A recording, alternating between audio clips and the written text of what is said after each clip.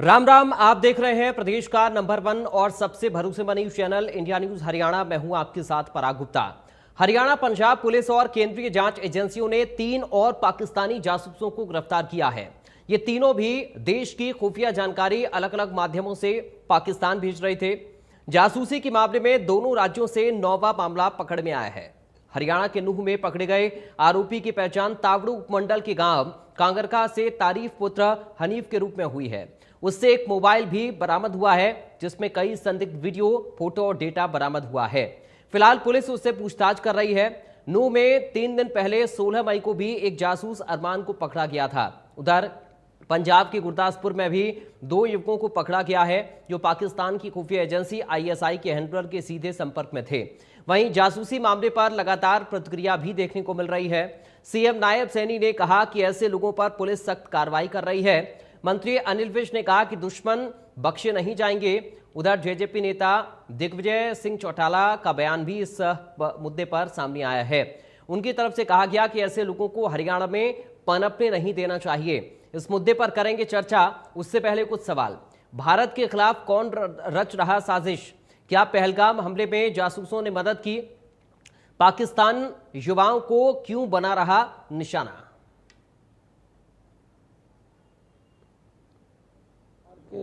हमारे सामने कोई विषय आते हैं, उनके खिलाफ हमारी पुलिस कार्रवाई कर रही है। देखिए, विषय ये नहीं होता है। विषय कौन सा, कहाँ? आप नागरिक हैं हमारे देश के। आप अगर कोई गलत काम करेंगे, अगर कोई क्राइम करता है व्यक्ति, ये हमें क्या पता है घर से कैसे निकला है, और उसने जाकर के कोई क्राइम कर दिया। क्राइम करने के बाद उसके ऊपर कार्रवाई क्या हुई? या तो उसको खुला छोड़ दिया, फिर तो ये है कि सरकार कोई काम नहीं कर रही। परंतु जब उसको तुरंत जैसे ही उसने कोई क्राइम किया और उसके खिलाफ कार्रवाई हो गई, तो फिर तो उसकी, क्योंकि इस प्रकार के जो लोग हैं, अगर और भी कोई लोग इस प्रकार के होंगे तो उनके खिलाफ भी कार्रवाई। सरकार हर मोर्चे पर भारत के दुश्मनों को कुचलने का प्रयास कर रही है, चाहे वो सीमा के पार हैं, चाहे सीमा के अंदर हैं। और आप देखो, देश में जो जो हिंदुस्तान के साथ गद्दारी कर रहे थे, उन सब तक सरकार का हाथ पहुंच रहा है। नहीं, इसमें हमारा DPR डिपार्टमेंट है, हमारे मेरे डायरेक्टर वही DPR देख रहे हैं, तो इस विषय में हम सारी करेंगे। देखो, मीडिया का हम सम्मान करते हैं। यूट्यूबर हैं, उनको इस प्रकार की, जैसे भी कोई हमारी मीटिंग होती है, आप कहते हैं कि यूट्यूबर आगे ज़्यादा आ जाते हैं, इनको बाहर करो, ये करो, लेकिन हम सम्मान करते हैं। यूट्यूबर भी सही बात देखें, सही बात कहें, सही बात आगे उजागर करें। तो इसलिए हम यूट्यूबर से भी कहेंगे तो इस प्रकार की कोई गलत चीज़ ना।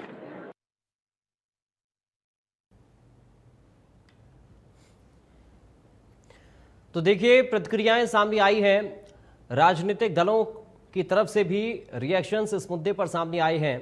कई ऐसे युवा जो कि जासूसी कर रहे थे, इस आरोप में उनको गिरफ्तार किया गया है और अब इस पूरे मामले की जांच पड़ताल की जा रही है। पता लगाने की कोशिश की जा रही है कि आखिर और कौन कौन ऐसे लोग हैं, कौन कौन से ऐसे युवा जो कि पाकिस्तान के संपर्क में थे और यहाँ की जानकारियाँ वहाँ पहुँचाने का काम कर रहे हैं। कई ऐसे लोगों को पकड़ा भी गया है जिनसे पूछताछ भी चल रही है और आगे भी इस पूरे मसले पर कार्रवाई की जा रही है। इस वक्त हमारे साथ कुछ खास मेहमान जुड़ गए हैं। सीधा आपका परिचय करा दें, उसके बाद आज इसी मुद्दे पर हम चर्चा करेंगे। हमारे साथ पूर्व IPS ज्ञान प्रकाश चतुर्वेदी हैं। ज्ञान प्रकाश जी, आपका बहुत स्वागत है इंडिया न्यूज़ में। हमारे साथ सुप्रीम कोर्ट से अधिवक्ता संजय कुमार जी हैं। बहुत स्वागत है संजय कुमार जी आपका। डॉक्टर प्रवीण कुमार जंजुआ इस वक्त साइबर एक्सपर्ट हमारे साथ हैं। डॉक्टर प्रवीण, आपका बहुत स्वागत है। सबसे पहले ज्ञान प्रकाश चतुर्वेदी जी, शुरुआत सर मैं आपके साथ ही कर रहा हूं इस चर्चा की। कैसे देखें सर इन मामलों को? कई सारे ऐसे युवाओं की गिरफ्तारी हुई है और आरोप ये है कि ये लोग पाकिस्तान के संपर्क में थे, वहां की खुफिया एजेंसी के संपर्क में थे, ISI हैंडलर के संपर्क में थे और यहाँ की खुफिया जानकारी पहुंचाने का काम कर रहे थे। इस तरह का ये गंभीर आरोप है। युवाओं का इन सब में संलिप्त होना, कैसे सर इस पूरे केस को आप देख पा रहे हैं ज्ञान प्रकाश जी? देखिए, महत्वाकांक्षी हर व्यक्ति को होना चाहिए और बच्चे तो खासतौर तौर से इतने अधिक महत्वाकांक्षी हैं कि पूछिए मत। आजकल के इसकी एनर्जी का लेवल इतना ऊंचा चला गया है कि कहा नहीं जा सकता। लेकिन अति महत्वाकांक्षा जो होती है ना, वो बड़ा हानिप्रद होती है, नुकसानदायक होती है। ये जो है बिल्कुल से अति महत्वाकांक्षा, बहुत ऊंचे पहुंचना, ढेर सारा पैसा कमाना। और बाहर जो हमारे शत्रु हैं उन्हें पता है कि भारत में इन अति महत्वाकांक्षी लोगों को आसान चारा बना करके, बहलाकर, फुसलाकर, लोभ देकर, पैसा देके, लालच देके, टीआरपी बढ़ा के कुछ भी कराया जा सकता है। तो अब उस झांसे में ये लोग आ जाते हैं जी। खासतौर से हमारे युवा आ जा रहे हैं, उन्हें जाति धर्म मजहब से कोई मतलब नहीं, देश से कोई मतलब नहीं। वो इतने अधिक अपनी अहंकार में, अपने आप में डूबे हुए हैं कि उन्हें लगता है नहीं, अब उन्हें किसी भी तरीके से सफलता की एट एनी कॉस्ट, चाहे वो देश क्यों ना हो।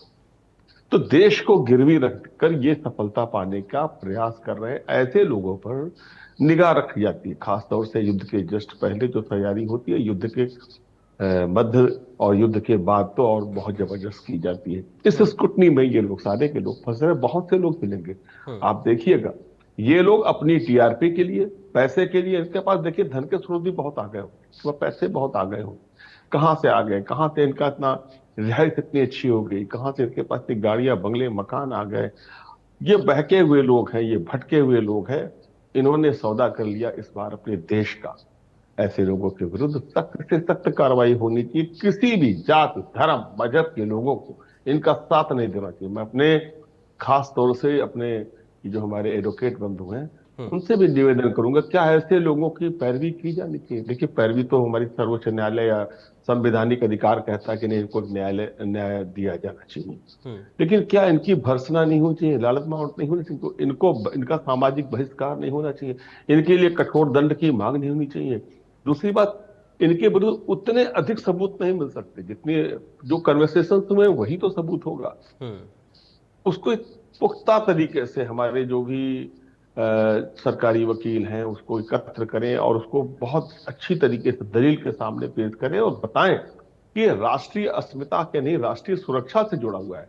राष्ट्रीय सुरक्षा में तो हमारी सर्वोच्च न्यायालय भी है, उच्च न्यायालय भी है, नीचे की न्यायालय भी है, हमारी जनता भी है, हमारे नेता भी है, हमारा सबसे गरीब इंसान भी है जो कि 2 वक्त की रोटी के लिए संघर्ष कर रहा है, हमारी इंडस्ट्रीज भी है, उसका सौदा कर रहे हैं ये, हमारे रक्षा संसाधन का सौदा कर रहे हैं। इनको इतनी छूट कैसे मिली हुई है? इनको चिन्हित किया जाए, इनको पकड़ा जाए तथा इनकी महत्वाकांक्षाओं पर दूसरा एक अभियान भी चलाया जाए, राष्ट्रीय स्तर पर अभियान चलाया जाए यूट्यूबर्स के खिलाफ। आप अपनी टीआरपी बढ़ाने के लिए कम से कम ऐसा ना करें कि आप किसी के झांसे में आ जाएं। क्या आपको लगता है मेरे पास तमाम इस तरीके के वो व्हाट्सएप, SMS या एक्स पे संदेश नहीं आते हैं? मुझे तुरंत समझ जाता हूँ कोई चाइनीज लड़की मुझे मेरी फ्रेंड हो जा रही है। कहाँ से हो गई भाई? मैं हिंदी में अपनी बातें कहता हूँ, वो चाइना की लड़की हिंदी कैसे जान रही? दिमाग नहीं है क्या? वो कोई लड़का अगर चाइना का है और वो पाकिस्तान का है, जो विदेश का है, इंग्लैंड का, कहाँ से तुमको दोस्त बना रही? तुम्हारी हिंदी जान के, तुम्हारी तो इंग्लिश भी अच्छी नहीं होगी। सचेत हो जाना चाहिए। लेकिन नहीं, हम सचेत नहीं होंगे। हम अपने भारत के लिए भी जो भी नुकसान होगा वो हम उठा लेंगे, लेकिन हमारी टीआरपी बढ़नी चाहिए, हमें पैसा मिलना चाहिए और हमारी जितनी भी इच्छाएं, कोई इच्छाएं, पूरी इच्छाएं, वो पूरी होनी चाहिए। हम अंधे हो चुके हैं। यूट्यूबर्स पर लगाम लगाना चाहिए और एक मुझे लगता है गाइडलाइन, सरकार को इस पर बहुत गंभीरता से विचार करना चाहिए 2-3 बातों पे कि इन पर निगाह रखी जाए। तो सब पे तो रख नहीं सकते, तो गाइडलाइन जारी कर दीजिए। इतनी ही तक आप चीजें, सामग्री ले सकते हैं और दे सकते हैं, इतनी चीजों का ही आप आदान प्रदान कर सकते हैं। और खास तौर से जितने भी हमारे यूट्यूबर्स हैं, जितने भी फेसबुक के लोग हैं, उनको स्क्रूटनी हमेशा देखिए की जाती है, ऐसा नहीं है। लेकिन इस गाइडलाइन के बाद उन्हें कुछ लोग ऐसे भी हैं जो बिला वजह फंस जाते हैं, उनको जानकारी नहीं होती। जैसे बैंक के लोगों को बताया गया कि कोई कॉल आए, ऐसे आए, सब मत उठाइए। तो इस पर भी अभियान चलाना चाहिए कि ऐसे लोगों को अपना मित्र न बनाइए। पहचान लीजिए, आप देख लीजिए आपके लाभ के लिए है कि हानि के लिए, आपसे क्या पूछ रहे हैं। किसी को समझ में नहीं आता कि हाँ भाई ये बताओ, ये तो यही पूछते, इसी तरीके से पूछते होंगे। तो बड़ी तेज लड़ाई चल रही है, तुम्हारा क्या स्थिति है? बहुत अच्छा है, मेरी तो सेना अभी हमने देखी है, गाड़ियों से चली जा रही थी, ढेर सारी गाड़ियां चली जा रही थी। यार तुम फोटो खींच रही होते? हाँ मैंने फोटो खींची, मुझे बहुत अच्छा लगा। अरे यार दिखाओ दिखाओ दिखाओ। दिखाया, अरे वाह यार, और देना, सुनो ऐसे फोटो तुम भेजोगे, ऐसे मुझे वीडियो भेजोगे, तुम्हारे अकाउंट में इतने पैसे अपने आप चले जाएंगे, वो मीडिया वाले देंगे, वो प्रेस वाले देंगे, वो सरकार देगी, वो यहाँ से देगी, जहां से मांगे। अंधे हो गए ये लोग। तो इस तरह की गाइडलाइन भी जारी होनी चाहिए, जिस तरीके से बैंक के मामलों में, जिस तरीके से फ्रॉड के मामले में, जिस तरीके से फर्जी अरेस्ट के मामले में, इस पर भी सरकार को बड़ी गंभीरता से, खासतौर से आर्मी के लोगों को, हमारी सेना की बात बहुत गहराई से सुनी जाती है, जन जन सुनती है, उनकी ओर से एक गाइडलाइन जारी होनी चाहिए। आप सारे लोगों के माध्यम से बताया जाना चाहिए, ऐसे लोगों के अलावा, कार्रवाई के अलावा आप सचेत हो जाइए, सजग हो जाइए, और आपके बच्चों को देखिए, अपनी बच्चियों को देखिए, ये जो लड़की पकड़ी गई मल्होत्रा, ऐसे लोगों को देखे, माता पिता देखे, कर क्या रही है, किससे बात कर रही है, कहाँ जा रही है, क्यों जा रही है, चाइना जा रही है, पाकिस्तान जा रही है, नेपाल जा रही है, क्या करने है, उससे पूछताछ की जाए ना। नहीं पूछेंगे तो यह स्थितियां होंगी, और हमारा देश, जो हमारे जवानों की शहादत हो रही है, वो निर्मूल्य हो जाएगी, उसका कोई मोल नहीं हो पाएगा। हमारे शहीद की आत्माओं को बड़ा कष्ट होगा, बड़ा पाप हो रहा है, ये बिल्कुल से गलत हो रहा है। तो मुझे लगता है कि इस पर गाइडलाइन जारी हो, और बड़ी सख्त से सख्त कार्रवाई बिल्कुल सबूतों के साथ न्यायालय में रखा जाए। और दूसरी बात, एक रिक्वेस्ट और भी करूंगा, स्पेशल कोर्ट बनाकर ऐसे मामलों को, जो राष्ट्रीय हित, राष्ट्रीय अस्मिता से जुड़े हों, उस पर बड़ी जबरदस्त तरीके से पैरवी करके जल्दी से जल्दी इन पर कार्रवाई हो, उनको न्याय मिले, हमारे देश के लोगों को, और इनको जेल मिले, सजा मिले, जो दंड होता है मिले। और सारे पार्टियों से भी मेरा अनुरोध है कि इस मामले में, ऐसी घटनाओं में एकजुट हो जाए, धर्म जाति मजहब धर्म, राष्ट्र से ऊपर कुछ नहीं। राष्ट्र रहेगा तो धर्म भी रहेगी, जाति भी रहेगी, मजहब भी रहेगा, लड़ते रहेंगे उसके लिए ना। लेकिन राष्ट्र नहीं रहेगा तो किसके लिए लड़ेंगे? इससे ऐसा ना होने दे, मेरा यह अनुरोध है आप लोगों से। ठीक है सर, मैं लौटूंगा आपके पास, और आपने जो कहा उसका टेक्निकल पहलू भी मैं प्रवीण जी से समझूंगा, लेकिन पहले उसे संजय कुमार जी बताया, ये भी जा रहा है कि ज्योति मल्होत्रा, जिसका जिक्र अभी ज्ञान प्रकाश जी भी कर रहे थे, वो पहलगाम भी गई थी और उसके बाद पाकिस्तान भी गई, वहां से भी लिंक जुड़ रहे हैं या नहीं जुड़ रहे हैं, इसकी भी जांच होगी आगे। लेकिन इस तरह के लोग कितना ज्यादा नुकसान देश को पहुंचा रहे हैं, ये अपने आप में एक बड़ा सवाल है। संजय जी कैसे देख रहे हैं इस मामले को? देखिए, मेरे से पूर्व वक्ता मिस्टर चतुर्वेदी ने जो बात कही, वो मैं उसको रिपीट नहीं करना चाहूँगा। सर्टनली ये बहुत गंभीर विषय है, और हालांकि जो आज हरियाणा पुलिस, दूसरी एजेंसियां इनको इन्वेस्टिगेट कर रही है, ताकि सारा पता उसके बाद लगेगा, परंतु हाँ, इनका एक रवैया जो है बहुत ही गैर जिम्मेवाराना है, कि कहते हैं देश की, जिसके अंदर देश के प्रति भावना नहीं होती है, जिसके अंदर देशभक्ति नहीं होती है, वो आदमी बेशक, देखिए, नास्तिक ही चाहे, परंतु देशभक्ति जो है अमूमन सब लोगों में होती है। हाँ, आज इस T20 के दौर में, जैसे मिस्टर चतुर्वेदी ने कहा, कि लोगों को त्वरित पैसा, यानी कि रातों रात पैसा कमाने की जरूरत है, तो इनके पास एक नया, ये यूट्यूबर जो बात कर रहे हैं कि हम इसमें 40 लाख रुपए महीना कमा रहे हैं, आप समझ गए होंगे, मैं ये सरकारों को गालियां दे रहे हैं, ये जिम्मेवार एजेंसियों को गालियां दे रही है, उनको किसी भी अन्य ट्रैप से जो है, उनको जो है वो ट्रैपिंग कर रही है, इंफॉर्मेशन कलेक्ट कर रही है। एक सवाल ये, चाहे कुछ इनमें बहुत से लोग पढ़े लिखे भी हैं, मिस्टर चतुर्वेदी ने कहा कि ये बच्चे, ये वो, इसमें बच्चे ही नहीं हैं, कुछ और लोग, अभी ना जाने कितने लोग इस हिंदुस्तान में, चाहे वो बांग्लादेश से आया हो, चाहे वो पाकिस्तान से आया हो, अफगानिस्तान से आया हो, बहुत से लोग ऐसे हैं जो यहाँ पे हिंदुस्तान में आते हैं।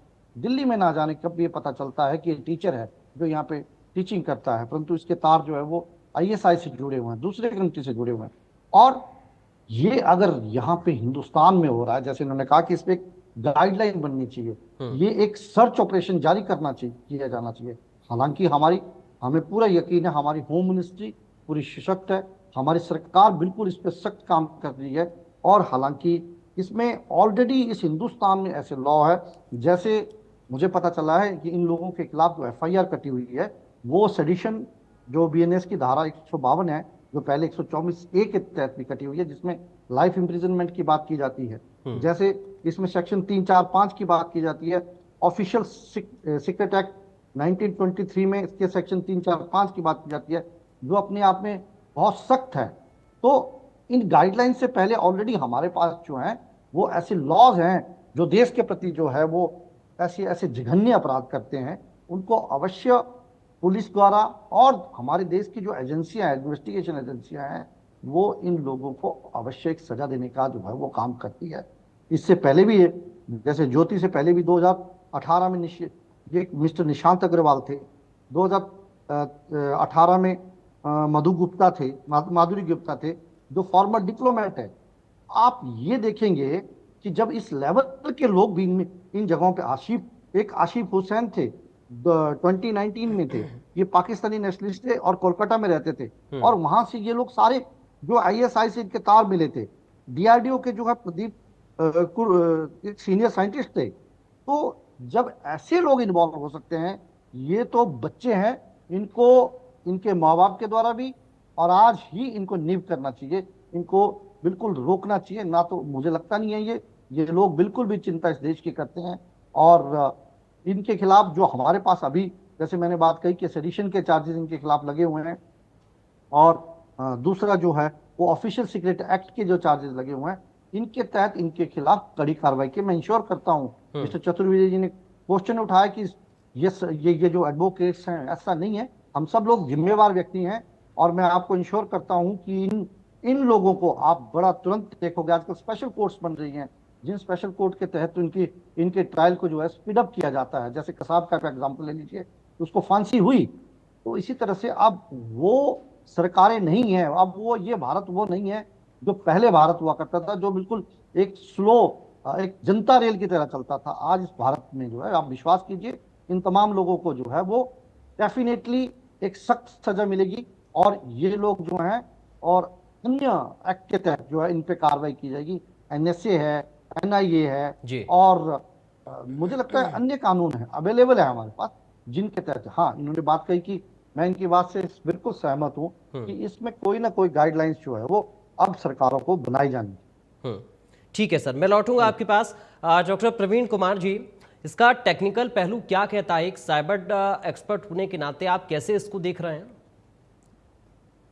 देखिए सर, मैं जो हमारे पहले मिस्टर चतुर्वेदी साहब ने, एक IPS ऑफिसर हैं जो, उन्होंने अपना जो police investigation point of view से जो बात है आप सबके सामने रखी है, और ऐसे ही मिस्टर संजय जी जो हैं, जो माननीय सुप्रीम कोर्ट में एक सीनियर लॉयर हैं, उन्होंने जो है लीगल एस्पेक्ट के बारे में रखा है जी। लेकिन मैं आपको ये बताना चाहूंगा कि ऑलरेडी हमारे भारत में IT एक्ट ऑलरेडी है, और जो IT एक्ट है 2000 का, उसमें जो स्पेसिफिकली मेंशन करा हुआ है कि किस तरह का क्राइम अगर कोई करता है तो उसके लिए किस तरह की सजा होगी।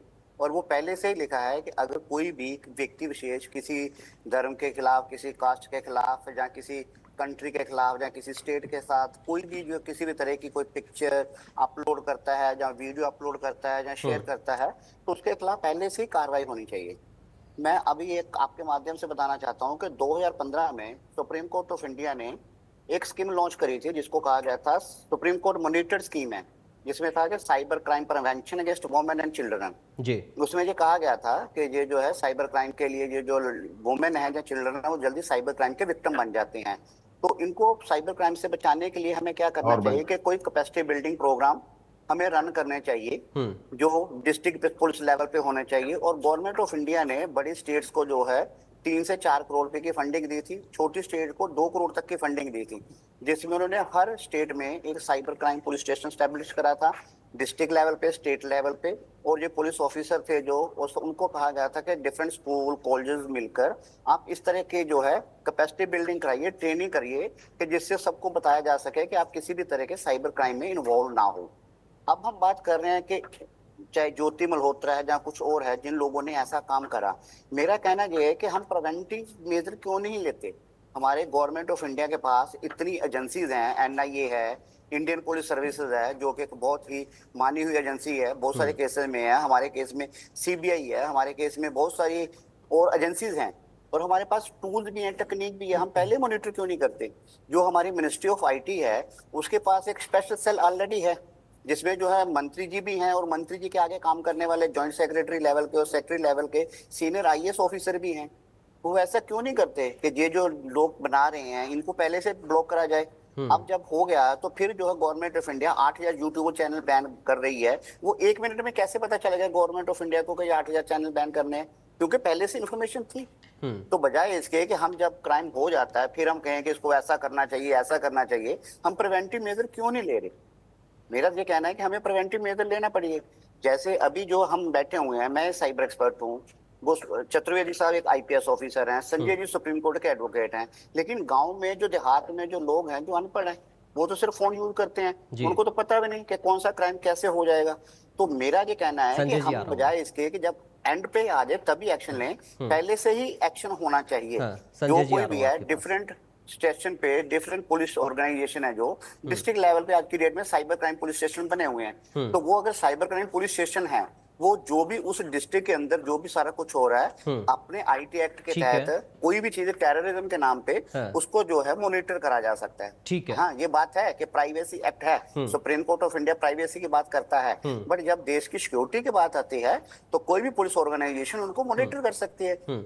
और ये पुलिस को पता चल जाता है अगर वो सुपरवाइज करें। नॉर्मली जो क्राइम होते हैं, सोशल इंजीनियरिंग से रिलेटेड क्राइम होते हैं, जहाँ तो फाइनेंशियल कोई किसी को लालच देता है, जी। या किसी ना किसी का जो कुछ सोशल मीडिया के द्वारा कुछ इस तरह का उधर इस तरह की इंफॉर्मेशन देते हैं जिससे उसको घूमने फिरने का कुछ इस तरह का लालच दिया जाता है। तो अगर इस लेवल पे डिस्ट्रिक्ट लेवल पे जो है पुलिस ऑर्गेनाइजेशन अपना काम करे, जो गांव का सरपंच है वो अपने लेवल पे कमेटियां बनाए कि सुपरवाइज करे, क्योंकि आज की डेट में माँ बाप के पास इतना टाइम ही नहीं है तो वो देखें कि उनके बच्चे कर क्या रहा है। बिल्कुल, हम ये माँ कह बाप सकते हैं जो- कि माँ बाप के साथ, घर वालों के साथ में जो जिम्मेदार जनप्रतिनिधि हैं उनका भी अपना कर्तव्य है, उनका भी अपना फर्ज है, जो जिम्मेदार लोग हैं उनका भी अपना फर्ज है। ये सारी चीजें बहुत जरूरी, और युवाओं से भी ये अपील है कि किसी की झांसे में नहीं आना है, क्योंकि आपकी जिंदगी का, आपकी करियर का सवाल है। संजय जी कोई अपनी बात रखना चाह रहे हैं? मैं चाहूंगा संजय जी आप अपनी बात छोटा सा कमेंट इसमें देना चाहूंगा। मेरे मित्र प्रवीण ने जो अभी बात कही कि इस लेवल पे काम, इतना एक्सप्रेस लेवल पे काम होना चाहिए। वैसे तो मैं एक बात बता दूं, हमारी सरकारों को इनसे रिलेटेड जो प्रश्न किए जाते हैं, ये होना चाहिए, वो होना चाहिए। पहली बात मेरा एक छोटा सा ही है, सरकारें अपना काम कर रही है, और इंफॉर्मेशन टेक्नोलॉजी एक्ट जब लेके आई थी तो ऑलरेडी इस चीज से लेके जो है वो सेक्शन 66F जो है वो इसे टच करता है, और जिसकी इम्प्रिजनमेंट जो है लाइफ इम्प्रिजनमेंट इसमें प्रावधान है। परंतु मैं आपको ये बताना चाहूंगा, आप कोई भी सरकार हिंदुस्तान की हो चाहे किसी स्टेट की हो, प्रवीण जी आ रहा हूँ। हमारी ये सरकार जो है वो इन चीजों पे बहुत अच्छा काम कर रही है। और जहां ठीक पे है। आपका कुछ चीजें जो लोग लेके आ जाते हैं हाँ। कि इनमें हमारा, अगर सरकारें ऐसा करेंगी तो हमारे फंडामेंटल राइट खत्म हो जाएंगे, ये हो जाएंगे। हमारे पास एजेंसियां, सीबीआई बहुत अच्छी एजेंसियां हैं, जो इंडियन पुलिस सर्विस है वो बहुत अच्छा काम कर रहे जी। हैं, परंतु अभी हम इसमें डेवलपिंग स्टेज पे हैं। जी। और इन लोगों ने 4-6 लोगों ने अगर ऐसा किया हुआ है, आज तक ठीक है। मुझे ऐसा बता दीजिए हाँ। कि कहीं आज हिंदुस्तान में जो ये प्रवीण जी आ रहा हूं। काम एक बड़े लेवल पे हो रहा है, उनको ये तुरंत अरेस्ट किया जा रहा है। ठीक है। तो अगर जहां जिसका लग रहा है ये चैनल ठीक काम नहीं ठीक है। कर रहा है, हाँ। या ये यूट्यूबर काम ठीक नहीं कर रहा है, उसको बंद किया जा रहा है। हाँ। अभी मैं आपको एक एग्जांपल देता हूँ, मैं यूट्यूबर का नाम नहीं लूंगा, वो उन्होंने कपिल सिब्बल को किया था, और मिस्टर कपिल प्रवीण जी सिब्बल उनके लिए अपीयर हुए, और उसको जो है बंद कर दिया गया था।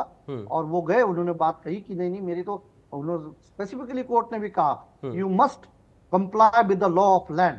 तो मेरे हिसाब से ये तमाम चीजें हैं, सरकारों को दोष देने का नहीं है। ठीक मैं है सर। दोबारा कह रहा हूँ हाँ। कि हमारे पास जो लॉ है वो है, हाँ हम डेवलपिंग स्टेज पे हैं, और मुझे लगता है कि बहुत जल्द जो है ये ठीक जो है। 2-4 इक्के दुक्के लोग हैं ठीक जो है। इस हिंदुस्तान के खिलाफ ऐसी हाँ। कार्रवाई कर रहे हैं, हाँ। उनको अवश्य ये कानून सजा देगा। ठीक है प्रवीण Thank जी, you. रखिए अपनी बात संक्षेप में, फिर चतुर्वेदी जी आपके पास आ रहा हूँ। सर मैं सिर्फ एक बात कहना चाहता हूँ, जो आईटी एक्ट है 2000 का, उसमें स्पेसिफिकली लिखा है कि गवर्नमेंट ऑफ इंडिया जो है डिजिटल एग्जामिनर है जो डिक्लेयर करेगी। अभी तक जो है गवर्नमेंट ऑफ इंडिया ने मुश्किल से 4-5 डिजिटल एग्जामिनर ही डिक्लेयर करे हैं। पॉइंट नंबर 2 में इसमें ये कहना चाहूंगा कि जब सुप्रीम कोर्ट ऑफ इंडिया हमारे देश की उच्च एजेंसी के द्वारा मॉनिटर्ड स्कीम है 2015 की, सरकार ने पैसा भी दे दिया, जब उसके लिए रिस्पेक्टिव स्टेट गवर्नमेंट उसको इम्प्लीमेंट नहीं कर रही, तो सरकार को, सेंट्रल गवर्नमेंट को चाहिए कि स्टेट गवर्नमेंट की रिस्पॉन्सिबिलिटी फिक्स करे कि पैसा आने ठीक के है। बावजूद भी उन्होंने ये क्यों काम नहीं करा। हाँ। पुलिस ऑफिसर जो है 24/7 बैठे हैं काम करने के लिए, बट उनको जो है रिस्पेक्टिव स्टेट गवर्नमेंट टाइम नहीं ठीक दे है, पाती। हम उनको उम्मीद जो करेंगे सोर्सेज कि नहीं इस मिलते। पहलू पर भी आगे मजबूती के लिहाज से काम किया जाए। चतुर्वेदी जी, आखिरी रिएक्शन, एक फाइनल बहुत संक्षेप में चाहूंगा, एक संदेश युवाओं के लिए आपकी तरफ से। मैं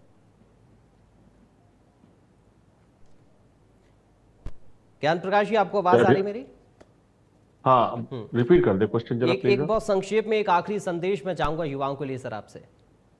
मैं जी से एक ही बात कहूंगा कि इस राष्ट्र को युवकों की ऊर्जा की बड़ी ही सख्त आवश्यकता है। वो शारीरिक भी हो सकती है, मानसिक भी हो सकती है, वैचारिक भी हो सकती है। हम भारत के लोग हैं, पहली लाइन है संविधान का, हम भारत के लोग जी। हम भारत के लोग, उसमें खास तौर से हमारे युवा। आप भटकिए मत, किसी भी चीज का उपयोग कीजिए, दुरुपयोग बिल्कुल। और आप अपने परिवार, माता पिता, देश, राष्ट्र, राज्य, जनपद का मान ऊंचा करिए। एक हाई स्कूल का बच्चा फर्स्ट आता है, पूरे मेरे जनपद का बच्चा हाई स्कूल में फर्स्ट, और बड़ा अखबारों में छपता है, मीडिया में आता है, तो आप शर्म आनी चाहिए कि आप अपने को भटका लिए और आप ऐसी हरकत कर रहे हो। बिल्कुल। और इससे जैसा कि आपने भारत के शुरुआत लोग में ही को सर कहा ये कहा कि जा रहा है कि अपने यहाँ का अपने मतलब अपने पाकिस्तान का आदमी क्या बोलता होगा कि वहां का तो जी। युवक 2 मिनट में दिख जा रहा है। बिल्कुल। संदेश बहुत खराब आपने जा जो रहा है। शुरुआत में कहा, अपने सपनों को पूरा करने के लिए, अपनी ख्वाहिशों को पूरा करने के लिए गलत राह पर जो युवा चल रहे हैं, उनके लिए खास तौर से संदेश हमें लगता है कि उनको इस पर विचार करना चाहिए कि जो अपने देश की खुफिया जानकारियां हैं या अपने देश की जो जानकारियां, उनको हम दूसरे देश तक क्यों पहुंचाएं, किसी के झांसे में क्यों आए, ये अपने आप में एक बड़ा प्रश्न है। बहुत शुक्रिया आप तीनों खास मेहमानों का, चूंकि वक्त मुझे अभी के लिए इतनी इजाज़त दे रहा है। बहुत शुक्रिया ज्ञान प्रकाश जी, आपका बहुत शुक्रिया तमाम जानकारी और इस पूरी बातचीत के लिए। हमारे इस खास कार्यक्रम में अभी के लिए मेरे साथ इतना ही। बाकी खबरों के लिए आप बने रहिए। राम राम।